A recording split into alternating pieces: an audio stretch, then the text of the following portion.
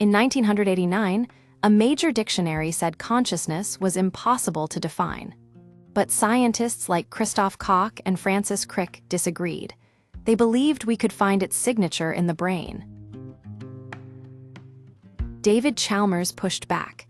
He said that understanding the brain's wiring wouldn't solve the hard problem why subjective experience exists at all. Koch bet him a case of wine they'd find the answer in 25 years. He lost. The challenge began centuries ago. Galileo and Descartes separated mind from matter to avoid conflict with the Church.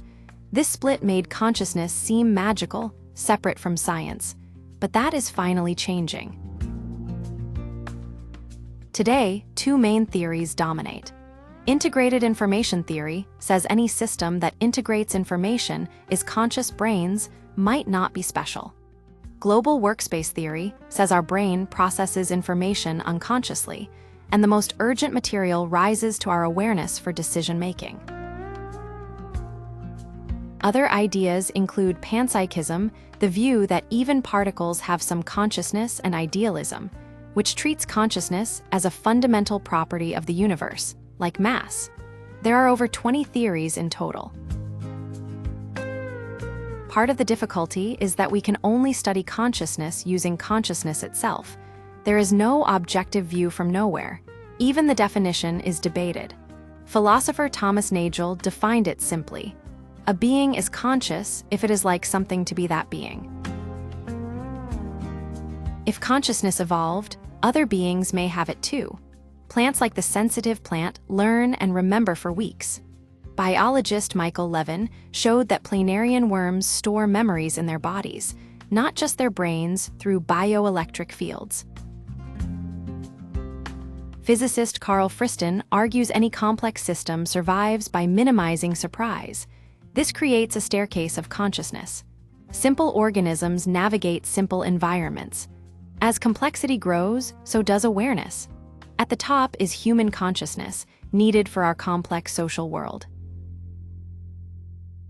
Emotion matters more than many theories admit.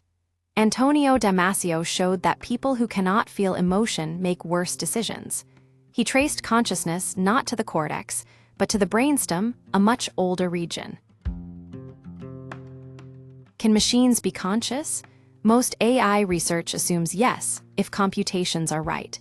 But Michael Pollan argues that feelings are rooted in the body. The brain's hardware and software are one.